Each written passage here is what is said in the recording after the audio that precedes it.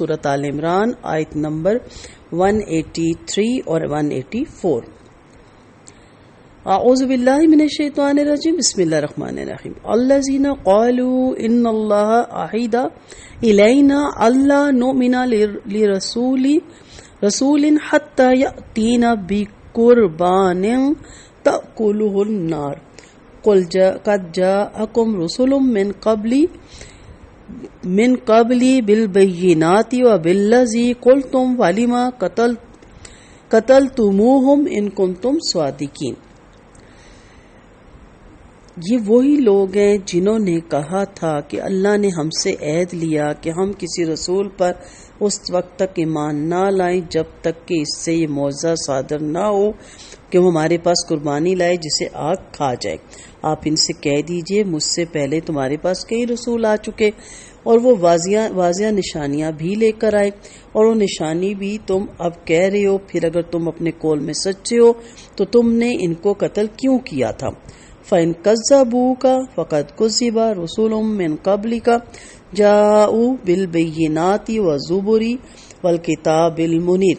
پھر بھی اگر وہ آپ کو جھٹلائیں تو آپ صبر کیجئے، آپ سے پہلے کئی رسول جھٹلائے جا چکے جو روشن دلائل، صحیفے اور روشنی عطا کرنے والی کتاب لے کر آئے تھے۔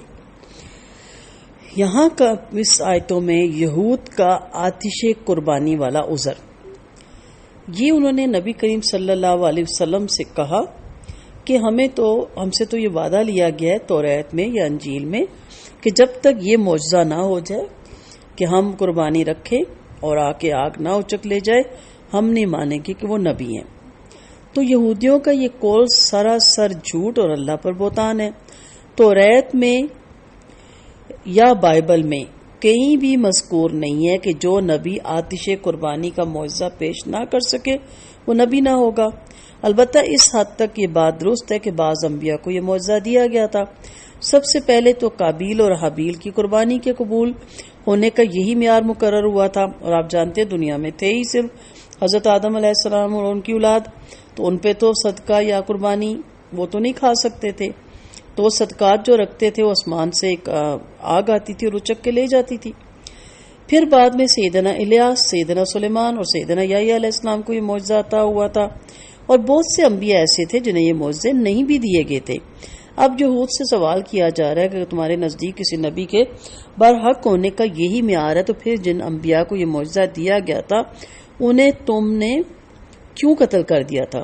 سیدنا یحییٰ کو ان یہودیوں نے قتل کر دیا، اور اسرائیل کے بادشاہ کے بال پرست ملکہ، بال جو ہے ایک بت تھا، سیدنا الیاس کی دشمن ہو گئی وہ ملکہ، اور زن پرست بادشاہ اپنی ملکہ کو خوش کرنے کے لیے ان کے قتل کے در پہ ہوا۔ آخر انہیں وہاں سے نکال کر جزیرہ نما سینا میں پناہ لینی پڑی۔ لیکن اس آیت سے معلوم ہوتا ہے کہ ان مذکورہ انبیاء کے علاوہ اور بھی کئی نبی تھے جنہیں یہ معجزہ عطا ہوا تھا اور یہود نے انہیں قتل کیا تھا، اور یہ بھی معلوم ہوتا ہے کہ یہود نے یہ سری بہتان اس لیے گھڑا تھا کہ نبی آخر الزمان پر ایمان نہ لانے کے لیے ایک عذر کا کام دے گا یہ بات، اور یہ بھی معلوم ہوا کہ یہود اپنے اللہ کے کیے ہوئے عہد کے کس حد تک پابند ہیں، وہ تو پابندی نہیں کرتے۔ اللہ تعالیٰ نے آیات کو کھول کے بیان کیا۔ یہاں بینات سے مراد معجزات ہیں، 2 زبر سے چھوٹی کتابیں اور نصیحت نامے، اور کتاب منیر سے مراد ایسی جامعہ کتاب ہے، ٹھیک ہے، جس میں امر و نہی، اخلاقیات، قصص اور مواعظات سب کچھ موجود ہوں، جیسے تورات اور قرآن کریم۔ یعنی یہود نے آتش قربانی پیش نہ کرنے والے انبیاء کو قتل کیا، اور بہت سے رسول جو معجزات، نصیحت نامے اور جامعہ کتابیں لے کر آئے تھے انہیں بھی جھٹلاتے رہے۔ پھر اگر آپ کو بھی جھٹلا رہے ہیں تو تعجب نہ کیجیے بلکہ آپ صبر سے کام لیجیے۔ وآخر دعوانا ان الحمد للہ رب العالمین۔